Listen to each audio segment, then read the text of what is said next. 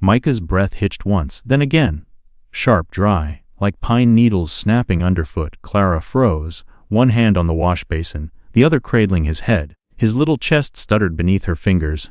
The air inside the cabin had turned thick, wrong. Her skin prickled. Then came the sound, a pop, then another, further off. But not much. She pivoted toward the door, through the cracked slats of the window.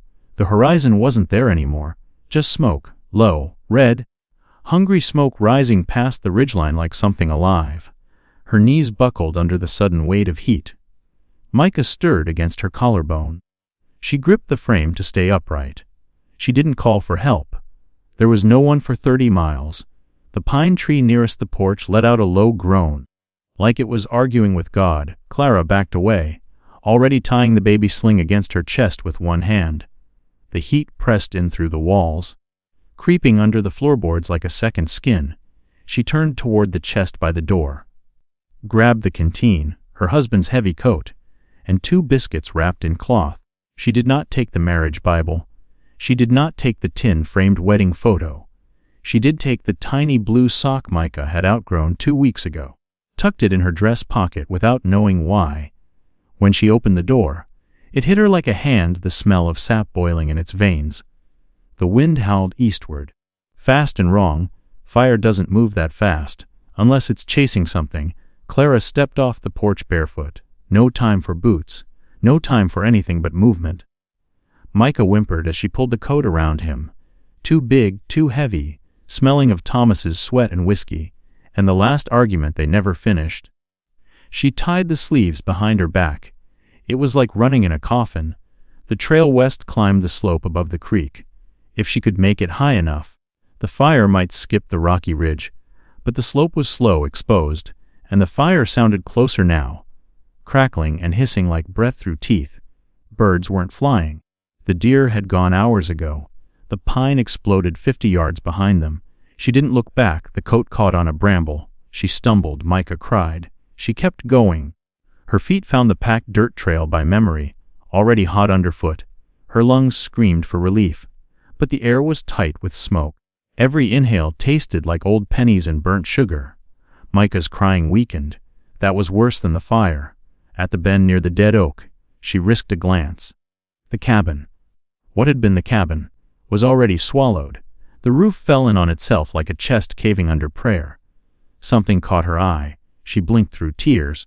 A boot print in the dirt, facing the cabin, not hers, not Thomas's. He'd been buried 2 months, not a trapper's. The sole was smooth, worn from stirrup use. Her blood ran cold. Micah shifted. She kept moving. The fire angled toward her left now, looping around the ravine, faster than it should. It wasn't just wind, it was direction, like it knew where she was. The trail split, north toward Bragg's land or west into scrub and shale. She veered west. She'd burn before she begged that bastard for help. She crested the first ridge, just as her breath gave out. Dropping to her knees, she unwrapped Micah. His face was streaked with soot. His lips cracked white. "I'm sorry, baby," she whispered. "I'm so sorry." She shook the canteen half empty. She poured a sip into the cloth and touched it to his mouth. He barely responded. The flames behind her crackled louder now. No more ridge between them, just open slope. She pulled him close again and stood. A shadow moved. She whipped her head to the ridgeline above. The shimmer of heat made the world ripple. But something was coming down through the smoke. A shape, a horse, black as storm sky, and a rider.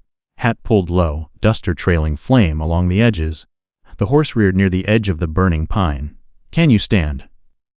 The man called. Clara's voice didn't work. She nodded. His rope arsed through the smoke and caught a low limb. He tied off and reached for something else. "I'm sending the pull line," he said. "Wrap it. Don't drop him." "You ready?" She wasn't, but the fire was already snapping at the dry brush. The loop landed near her feet. She grabbed it, slipped it over her waist. The fibers were damp, smelling of smoke and horse sweat. "Hold tight." The line went taut, yanking her forward with a force that knocked the air from her chest. She curled around Micah as the ground tore at her legs. The burning pine blurred past inches from her face. Sparks hissed across her coat. Then air, cooler air. The horse turned. Slowing, the rider dropped down and reached her. He wore a gun belt. His hands, when they lifted Micah from her arms, were rough and steady. He breathing. The man didn't answer at first. He pressed his ear to the baby's mouth, hand at the neck, steady. He said finally, "You kept him covered good." She tried to speak, coughed instead. He handed Micah back, pulled a wet blanket from his saddlebag. "Wrap him in this. Then yourself." "We're not done yet."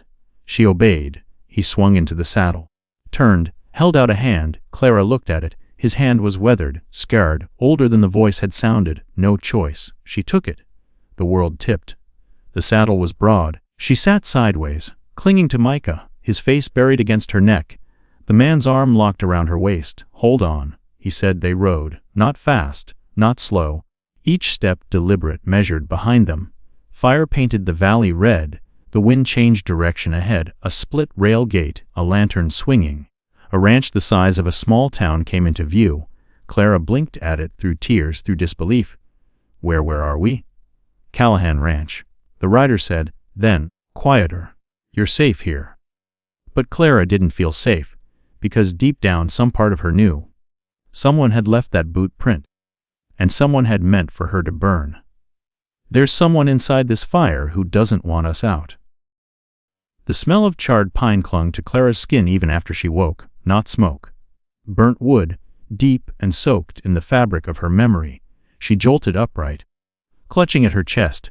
Micah wasn't there. The room spun, morning light blood through white lace curtains that didn't belong to her. The sheets were clean, the walls timbered, joined tight. She'd never seen this ceiling before. "Easy now." The voice came from the doorway. A woman entered. A solid, gray-haired figure with sharp eyes and a cotton apron dusted with flour. "Micah." Clara rasped. "He's fine," the woman said. "Sleeping in the next room. Was fussing earlier. But he's breathing steady now." Clara's hands trembled. Her feet hit the floor and fire shot through her calves. Bandages. She hadn't remembered being bandaged. "I need to see him." "And you will. But not on those feet just yet." The woman stepped forward with surprising gentleness. "Name's Edith James. Housekeeper here going on 20 years. I ran that wet cloth over your face for 2 nights straight. Thought you might burn up from the inside." Clara swayed. 2 nights. You were near gone when Leve brought you in." Clara blinked. "Callahan." "You rode and wrapped around him like a ghost. Horse near dead. He wasn't much better." Edith paused. "Neither were you." The name landed hard. Callahan Ranch. That was what he said. But she'd half thought she imagined it. Like a fevered dream cowboy from a storybook. Except now she was in his house, wearing someone else's nightgown, bandaged like a battlefield nurse had seen to her. Edith turned toward the connecting door. "I'll bring the boy in." When she returned, she carried Micah swaddled in a wool blanket. He stirred as she passed him over. The weight of him in Clara's arms undid her. She pressed her lips to his soot-dusted forehead and wept in silence. His skin was warm. He smelled of lye soap and milk. She looked up. "Thank you." Edith's expression softened. "Wasn't me rode into fire." Clara rocked Micah as his breath evened. His fingers curled near her collarbone like they remembered the worst part. "I need to speak to him," Clara said. "Levy." Edith straightened. "He's outside. Been checking on you both every hour." "But he don't come in." "Not since the second night." "Why?" Edith hesitated. "You'll have to ask him." Later that morning, Clara took her first steps across the floor. Edith hovered like a hawk but didn't stop her. The pain in her soles grounded her, reminded her the fire was real. From the window, she saw the ranch in daylight for the first time. It wasn't a ranch, it was an empire. Wide paddocks, 2 massive barns, corrals full of grazing horses, men moving like clockwork, cleaning tack, splitting rails, driving cattle. No chaos, no wasted motion. In the distance stood the manor house she was in. 3 stories tall, cut stone and timber beams, the Callahan brand carved into iron gates at the road. She knew that brand. Everyone in Ash River territory knew it. So she waited until sundown. She wrapped Micah tight and walked slowly down the main staircase. Edith offered her a look. Not permission, but not refusal either. She found him in the study. Levy Callahan stood behind a heavy oak desk. Maps and ledgers scattered across it like battle plans. He didn't look up when she entered. "You shouldn't be walking yet." "I needed to thank you." His head lifted then, hateless, the full line of the scar from temple to cheekbone visible in the lamplight. For everything, she added, pulling a small bundle from her pocket. She unwrapped it. The carved horse. I didn't know what to say when they brought this in. It's perfect. He glanced down at it, then back to her. It's just wood. It's not. She stepped forward. You didn't have to save us. You didn't have to give me a room, a doctor. Or carve something for a baby you've never met. She caught the flicker in his jaw, something clenched. I don't have money, she said. I lost my claim, my home, my husband long before the fire. I can't pay you back. But I want you to know what you did. It mattered. Levi moved around the desk, slow but without hesitation. His height seemed taller indoors, presence thick in the air. You don't owe me anything, he said. Her voice caught. But I do. He shook his head. You survived because you ran through hell and didn't stop. I just provided transportation. Clara almost laughed. Expensive transportation. That almost smile ghosted across his face. The horse doesn't mind. Silence spread between them. I'd like to work, she said at last. No. The word cracked like ice. I can clean, cook, help in the kitchen. I don't need a handout. Levi's eyes darkened. You need to heal. That baby needs you strong. You don't work here. Her chest tightened. Because I'm not useful. No. His voice dropped. Because this place takes things from people. What does that mean? But he was already turning away. Udith will bring breakfast. Get some rest. She left without another word. By the third morning, Clara could walk to the kitchen without help. Micah fussed less. Her pain dulled into something bearable. Edith had grown softer. Still sharp, but observant. He's been asking about you, she said while kneading bread, every morning, before coffee. Clara watched the woman shape dough with worn hands. Why does he want me gone? Because he's afraid of what it means if you stay. A long pause. Then he's not the man they say he is. Edith smiled faintly. No, he's worse. Because he still believes he can keep loss away by pushing it out. They sat in silence while the bread rose. Then Tobias Finch came through the side door with dust on his boots and worry in his eyes. Mail came in, he said, from Silas Bragg. Clara stiffened. Levi walked in seconds later. Silent, sudden. He didn't greet anyone, just snatched the envelope from the table, ripped it open, read once. Son of a bitch. He muttered. What's he want? He's claiming her land. Tobias paled. That ain't legal. He's calling it abandoned, Levi said. Says she forfeited her rights as an unattached widow with no way to work the land. Filed it 2 days ago. He looked up at Clara.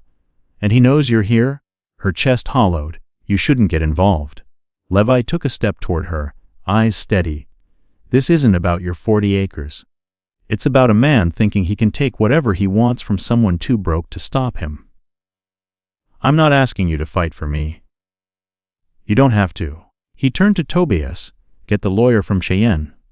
The good one. I want every inch of Bragg's filing torn apart. Yes, sir. Tobias hesitated. He'll come back swinging. Levi's smile was all iron. Let him. Then he looked at Clara. He wants you vulnerable. The air shifted. He handed Micah back without a word. Boss, Edith said quietly.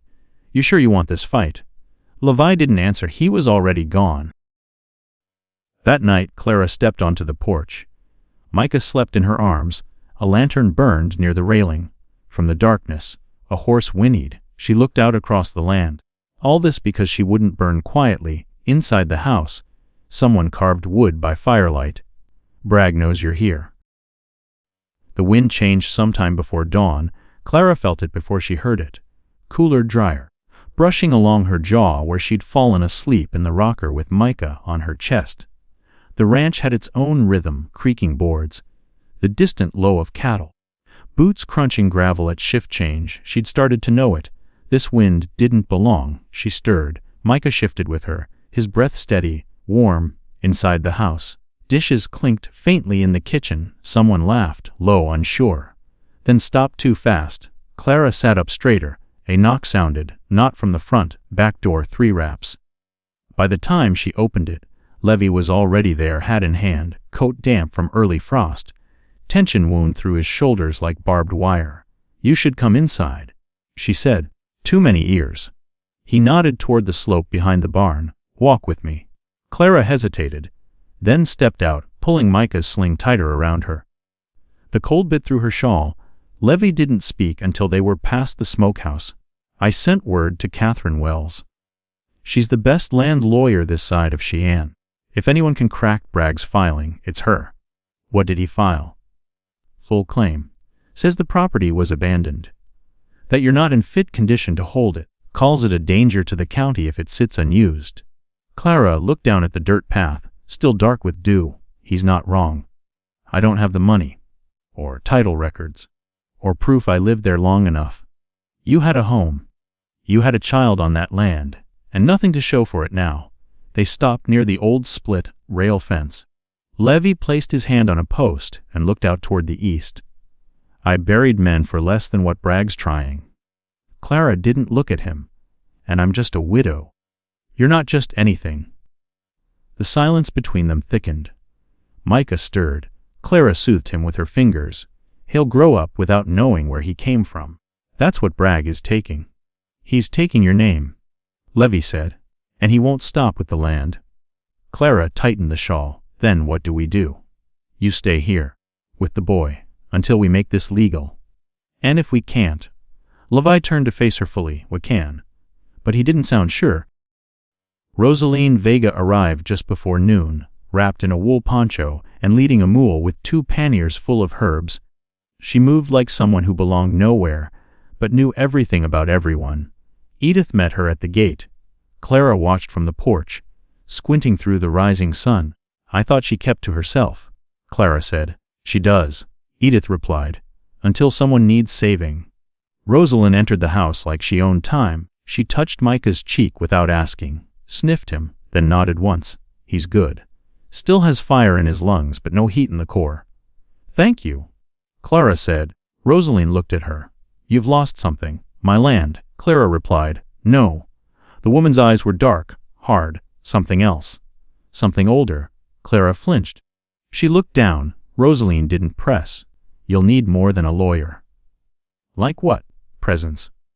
She stepped closer. Women don't get what they're owed out here. Not unless they show up and make men uncomfortable. You want me to go to town. I want you to be seen. With your child. With your face unburned. While your name's still yours. Clara hesitated. It's not safe. That's the point, Rosalind said. It has to cost something. Clara found Levi in the paddock that afternoon, working a stallion that didn't like the bit. She stood at the fence, arms crossed.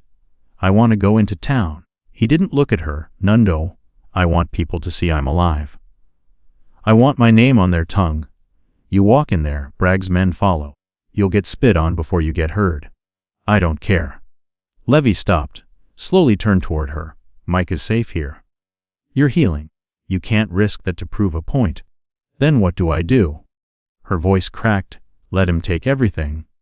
Levy dropped the reins and approached the fence. His boots sank into the churned dirt. If he gets to you, I can't fix it. Not in court. Not with a gun. Clara's throat tightened. You said this wasn't about the land. It's not. Levy replied. It's about making sure you're not prey. She stepped closer. Then stop hiding me. They stared at each other across the fence rail. Lash jaw clenched. No. Her chest collapsed a little. Why not? Because I already lost one, he said. Quieter. One what?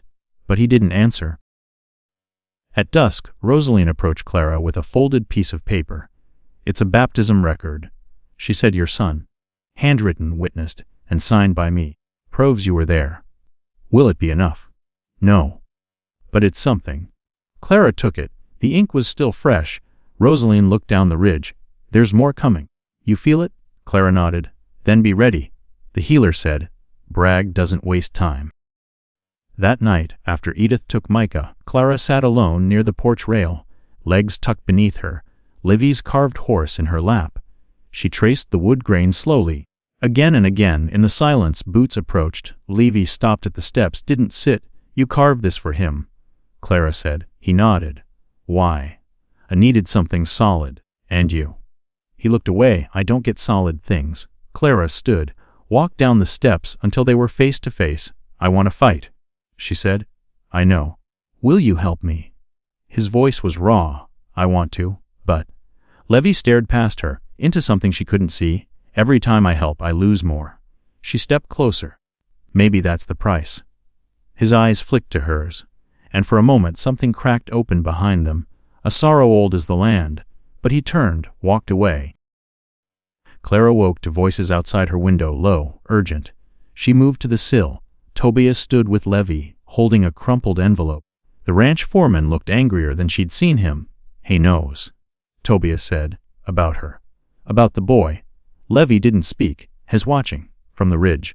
Amos saw the signal light. Clara pulled on her coat before they finished the conversation. By the time she made it outside, Levy was already halfway to the barn. "What happened?" she called. He didn't stop. She followed. Inside, the stallion he'd worked earlier was saddled. Levy yanked the cinch tight. Bragg sent his first message. "What kind?" Levy turned, holding up something small, a blue sock chart on one side. Clara's heart stilled. It was Micah's. The one she'd tucked in her dress during the fire. The one she hadn't seen since. Levy looked at her, voice flat. "He's taking your name, and now he's looking for your child." The sock hadn't fallen from her pocket. It hadn't burned up in the panic. Someone had taken it, kept it, and then brought it back to be found. Clara stood in the barn's shadow, staring at the thing Levy held like it might breathe. It was hers, and it wasn't. One edge still curled from heat.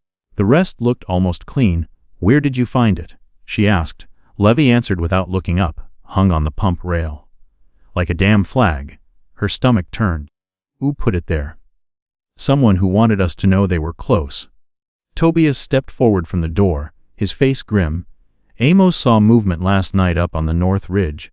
Just a glint. Could have been a lens or a signal mirror. Or a scope." Levy muttered. "You think they're watching the house?" Levy didn't answer. He didn't have to. By noon, Clara had cleaned every window on the ground floor and checked every latch. Twice, Micah lay in his basket by the hearth, chewing the edge of a wooden spoon, unaware that someone had held something of his and chosen to return it as a warning. Edith tried to calm her with tea, but the cup rattled in her hand. "I could have taken him," Clara whispered, "but he didn't. Not yet." The older woman reached over, covered Clara's hand with her own. "Bragg plays long games. He wants you rattled before he hits. Well, he got what he wanted." Edith's eyes hardened. "Then don't give him more."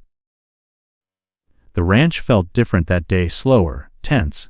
Even the cattle were restless. Horses snorted more than usual, and the hands walked with their eyes up, not down. Amos DeWitt came down from the north trail before supper.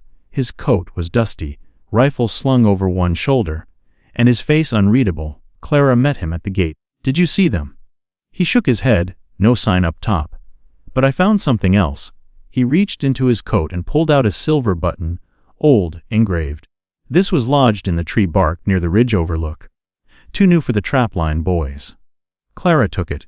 The metal felt cold even in her warm palm. "That's cavalry issue," Levy said, appearing behind her. "Union?" Amos asked. "Territorial Guard. Bragg's cousin was stationed near Holbrook last year. Might have passed a few uniforms around." Clara's voice tightened. "He's dressing them like officials now." "Not quite," Levy said. "He's making sure no one asks questions if they're seen." At dinner, Levy didn't eat. He sat at the end of the table with his hands folded, eyes distant. The rest of them tried to carry on, but conversation died quickly afterward. Clara followed him out to the porch. Stars were just beginning to show. "He's escalating." "Yes. He's already been near the house." Levy nodded. "So what do we do?" He stared out into the dark. "We control the ground. Fortify the weak spots. Make sure no one gets close without our say. And after that," Levy finally looked at her, "we'll show him he picked the wrong people." That night, Clara couldn't sleep. Micah stirred too often. The wind scraped branches against the shutters like fingernails. She wrapped herself in a blanket and stepped outside, needing air. The world was silent in that particular way that only meant one thing: something's watching. She walked the line of the fence slowly, lantern in hand, Her breath fogged the glass. When she reached the tool shed, she stopped short. The lock had been moved, not broken, not missing, just turned backward, rehooked, but sloppily, like someone had closed it in a hurry, unfamiliar with how it latched. She didn't open it, she just backed away. The sock had been a warning, this was a visit. By morning, the ranch was locked down. Levy set 2 riders on alternating watch up near the ridge. Tobias and Amos took inventory of the rifles and ammunition. Edith sharpened kitchen blades and put them in a row under a towel by the stove. Rosaline returned before noon. "They're pushing you toward panic," she said after Clara showed her the shed. "You panic, you move. You move, you're exposed." "I don't panic," Clara said. "No. But you love that boy. And they know that." They sat in the garden behind the house. Micah napped in his basket beneath the peach tree. Rosaline was brewing something from bark and mint. Clara looked down. "But if I do, I lose the fight." Rosaline stirred the pot with a flat stick. "Leaving won't make you safe. It just makes it harder for them to find your body." Clara looked up. Rosaline wasn't smiling. "There's no clean win here." The healer said, "You stay and fight. You run, someone dies. I'm tired of being someone people expect to lose." Rosaline nodded. "Then hold your ground." That afternoon, a horse came up the east trail. The rider wore no colors, no badge. He stopped short of the main gate and waited. Levy rode out to meet him. The conversation lasted 6 minutes. When Levy came back, his face was unreadable. "What did he say?" Clara asked. "He came to deliver an offer." She folded her arms. "Let me guess. If I leave quietly, Bragg won't press charges. Close. If you drop all claim and accept relocation funds, he'll let you disappear without trouble." Clara barked a bitter laugh. "He's offering to erase me and call it mercy. He thinks it's generous." She stepped closer to Levi. "What did you tell him?" "That I'd bring him your answer by morning." Clara narrowed her eyes. "You didn't say no." Levy looked tired. "I didn't say anything." Her voice sharpened. "Why not?" "Because if I'd said no, he would have sent more than a rider next time." Clara stared at him. Her voice was cold when she finally spoke. "Then I'll say it now." That night, Rosaline helped her copy every document she had left. Micah's baptism, a signed note from the old preacher who married her and Thomas, a record of her land registration scrawled in half, faded ink. She signed her name 5 times across 5 pages, folded each one carefully, laid them next to the crib. Then she stood by the window, watching Levi in the yard as he cleaned his rifle by lantern light. He didn't look up. Micah woke screaming just before dawn. Clara sat upright, heart thudding. She ran to the crib, found him hot, sweating, but unharmed. A moment later, Tobias knocked. "Gate's been moved," he said. Clara followed him to the east end. The gate wasn't just open.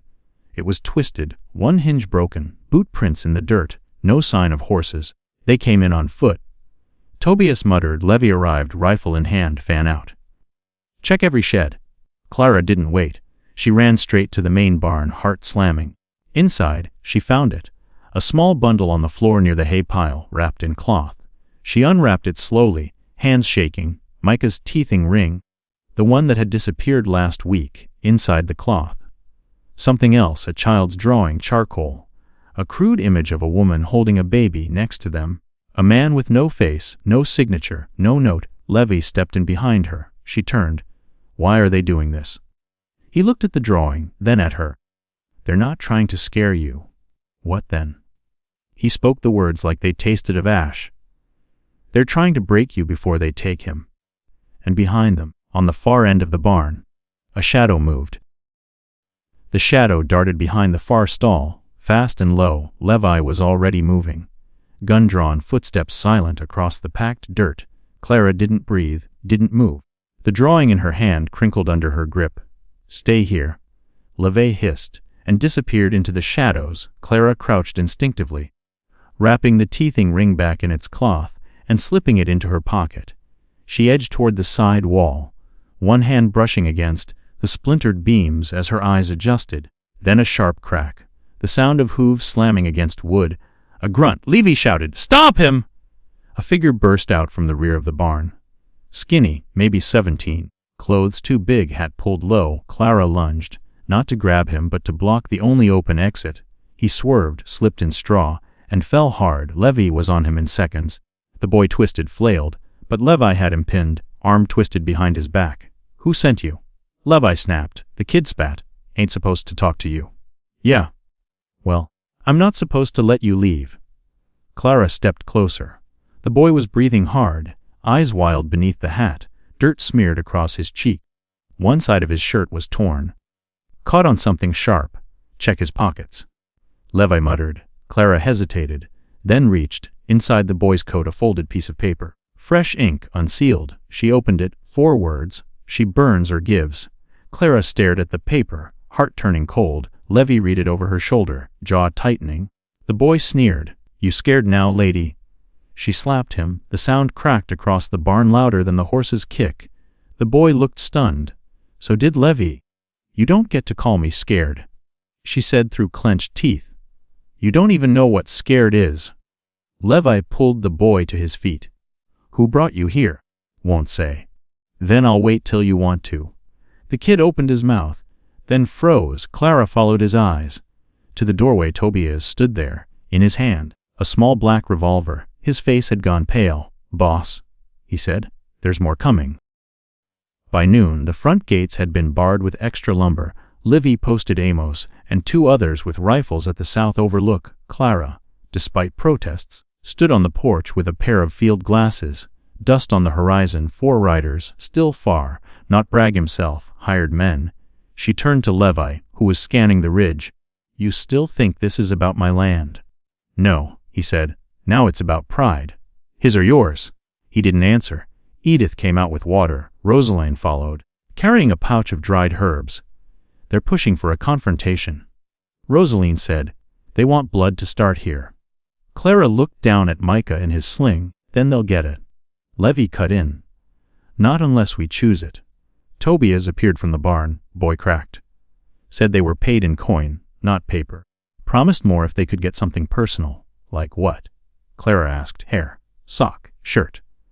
Anything that proves they got close." Levi muttered. "Souvenirs." "For what?" Edith said. "Proof of access." Clara answered, dread rising. "Bragg wants to show I'm not safe even here." The boy sat in the storage room under guard. Edith had fed him. Rosaline had treated the welt on his temple. He'd gone quiet now, watching, waiting. Clara entered alone. He looked up. "You came to scare me," she said, "but you don't know why you're doing it." He stayed quiet. She walked closer. "You're not old enough to remember the first time Bragg did this. To my neighbor. Burned her barn, then offered to rebuild it if she signed the land over." The boy flinched. "You're just the latest to carry his matches." She tossed something on the table. The blue sock. The boy stared at it. "You dropped it. Tell me where you were when you got it." "Nothing." Clara leaned in. "You can rot in that room. Or you can be useful." He swallowed hard, then whispered, "Champ. South Fork. 2 nights ago." She stepped back. "Draw it."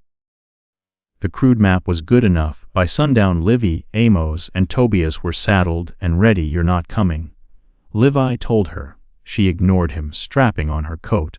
"You have a child. You said yourself. If I keep hiding, I'll lose him anyway."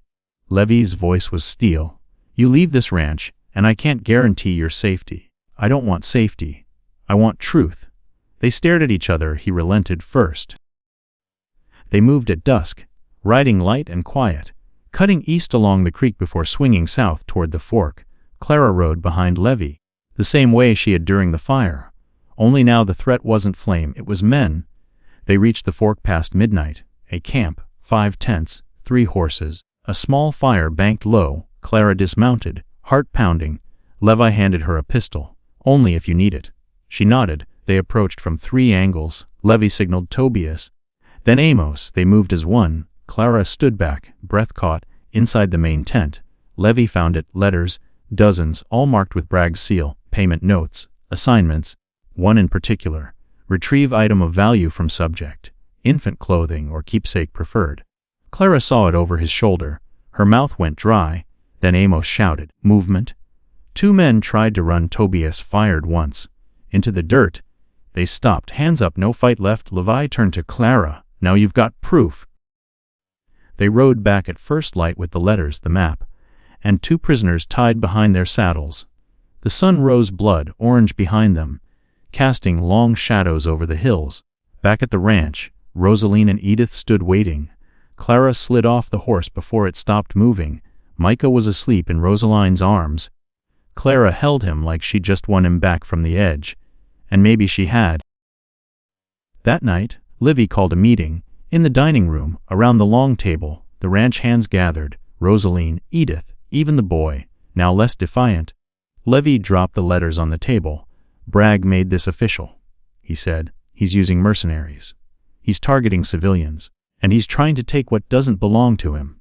Tobias added, "We have names now. Rotes, pay trails. We can take it to the county." Clara stood.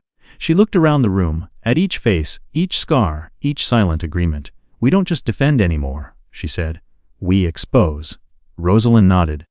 "The county won't protect you, but they'll listen when their voters start whispering." Levi looked at Clara. There was a new weight in her voice, a steadiness, like she'd crossed a line she couldn't return from. "You sure?" he asked. She didn't hesitate. "If they're willing to burn for him, I'm willing to stand for myself." The courthouse in Ash River hadn't changed in 20 years, still smelled like dry wood and dusted ink, the kind of place where truth came slow and power spoke first. Clara stood at the edge of the room, Micah strapped close to her chest, Levi beside her. The letters from Bragg's hired men sat in her satchel. Rosaline had tied them with twine and a prayer. Inside the room, the county clerk, a gray bearded man named Harlan Wicks, eyed the documents with care, then with discomfort. "You're saying these men acted under direct orders from Silas Bragg," he said. "We're saying he paid them to trespass, to stalk, and to intimidate." Levy answered. Tobias stepped forward. "2 of 'em in our barn right now. Confess to everything." Wicks cleared his throat. "And the woman, Mrs. Ward, she's ready to sign a deposition." "I'm not signing anything yet," Clara said. Wicks blinked. "Beg pardon. I'm not here to give my name away on paper. I'm here to reclaim it." Silence rippled through the room. Levi smiled faintly. Clara stepped forward. "I want a formal injunction filed against Silas Bragg. I want the title on my land frozen until this is resolved. I want my son's safety guaranteed." Wicks scratched his neck. "Miss, you're asking for something we don't do often. Freezing land claims requires a full review." "Then start it," she said. "Today." Wicks looked at Levy, then at the baby sleeping against Clara's chest. "All right," he said finally. "We'll begin." Word spread faster than wildfire. By sundown, Clara's name was back on everyone's lips in Ash River, some with scorn, some with awe, most with curiosity. People whispered as she walked past. "That's her, the one Bragg tried to erase." Rosaline stayed close, Edith too. But Levy kept distance. He watched every alley, every window. Not nervous, prepared. At the general store, a woman named Ruth offered Clara a shawl for the baby. At the stables, an old ranch hand muttered, "Bragg's overdue for a reckoning." But it wasn't all kindness. A man spit near her boots outside the post office. "You brought fire to this town," he said. Clara looked him in the eye. "No, I brought light." He didn't answer, just walked off, muttering. That night, they didn't ride home.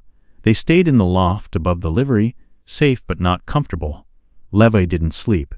He stood at the window most of the night, watching the street below. Clara sat near the wall, Micah curled against her chest. "Do you regret coming?" Levy asked. "No. You should." She looked up. "You forced a man like Bragg to face public shame. He won't take that quietly. He's already taken everything else. My husband, my land, my name." She glanced at Micah. "He doesn't get this." Levy's voice was quiet.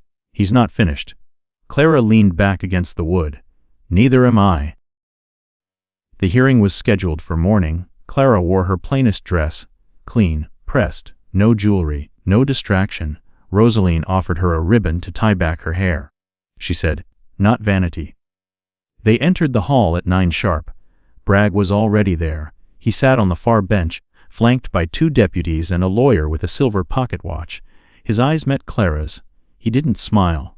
She didn't look away. The judge, An older woman named Mabel Price banged the gavel once and motioned for silence.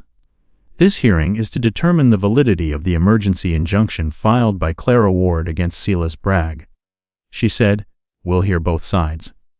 Clara stepped forward first. She spoke clean calm. Just facts. She explained the fire, the loss, the harassment.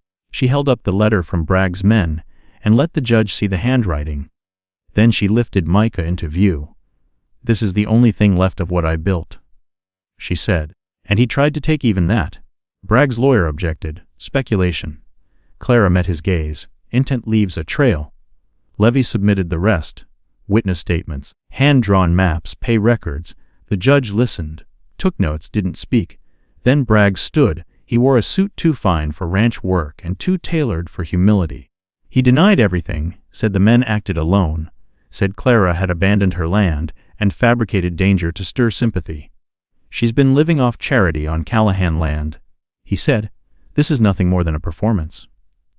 Then he made the mistake. He smiled. "I forgive her." Clara's face didn't move, but her voice sliced the room clean in half. "I don't need forgiveness from the man who lit the match." Outside the courthouse, the sky had darkened. A storm rolled low over the mountains. Quiet thunder in the distance.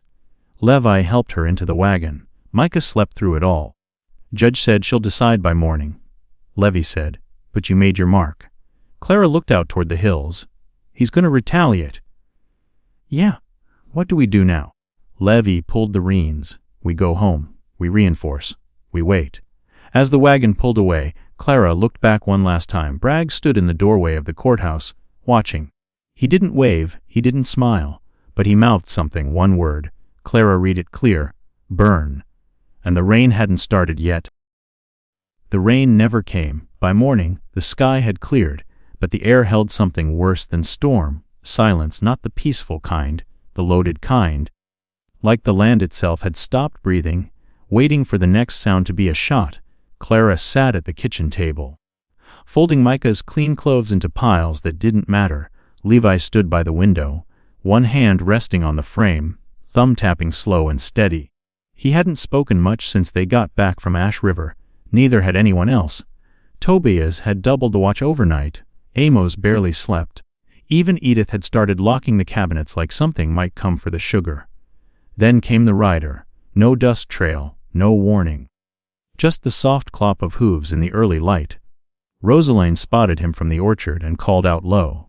By the time Levi opened the door, the man had already dismounted and tied his horse to the front post. He was young, too clean, and too calm. "I got a message for Miss Ward," he said. Clara stood behind Livy. "I'm listening," she said. The boy glanced up just once, then reached into his coat and held out a folded piece of parchment. She didn't take it, say it out loud. He hesitated, then read, "Mr. Bragg invites you to settle the matter without further delay. You are requested to attend a private meeting on neutral ground. 1 hour before sundown at the stone bridge." Levy stepped forward. "Tell him she declines." But Clara raised a hand. "No, I'll go." Levi turned to her, disbelief sharp in his eyes. "Absolutely not. This is what he wants," she said. "Not paperwork. Not witnesses. He wants control. He wants to see me bow. So I'll go." Then, "So will I." She looked back at the rider. "Tell him I'll be there. But I'm not coming alone." The boy hesitated, then nodded. "He said you'd say that." Preparations began quietly. No orders shouted, no war talk, just motions, like a town bracing for flood. Amos cleaned the long rifles and passed out spare cartridges. Tobias walked the perimeter, muttering to himself, counting steps. Rosaline packed salves. Not food. Edith handed Clara a small knife, wrapped in linen. "Don't cut with it. Stab and twist." Clara didn't flinch. Micah was asleep in the sling. She kissed his head, slow and sure, then gave him to Edith without a word. She wore her husband's boots. Levy met her by the barn, already mounted. He held the reins of a second horse. "You still think this ends with a conversation?" he asked. "No, but it ends." They rode out alone. The stone bridge sat in the hollow where two ridges met, shaded by ash trees and carved by decades of flood and drought. It was old, older than the county. No one built bridges like that anymore. Bragg was already there, 2 men stood behind him, no uniforms, but no doubt they were armed. Clara dismounted first, Levy followed. Slower, Bragg stepped forward with a smile that didn't reach his eyes. "Mrs. Ward," he said, "I'm glad you accepted my invitation." "Let's skip the polite fiction," she said. "Say what you came to say." Bragg held his hands out as if offering peace. "You've made a mess. Dragged my name through courts. Stirred up townsfolk with tales. They're not tales." He waved that off. "Doesn't matter. I don't care about the land. Not really. What matters is what people see when they look at me. And lately, they've been seeing weakness." Clara took one step closer. "And you think pointing a gun at a woman will fix that?" "No?" He smiled again. "But I think removing a problem might." Levy shifted, hand near his holster. Bragg raised his palm. "Easy. I didn't come here for blood. I came for closure." He nodded to one of his men. The man stepped forward, in his hand a burlap sack. He tossed it at Clara's feet. Something inside it thudded. Clara didn't move. Bragg spoke again. "That's the last of what your husband left behind. Took it from the cabin after the fire. Keepsake. Thought you'd want it before this ends." Clara knelt slowly, opened the sack. Inside, wrapped in scorched cloth, was Thomas's pocket journal, bent, blackened at the corners, but intact. Her hands trembled as she lifted it. That's when Bragg drew, fast, too fast. But Levy was faster. 2 shots cracked. One from Levy, one from the ridge. Bragg stumbled back. Screaming, his shoulder bloomed red.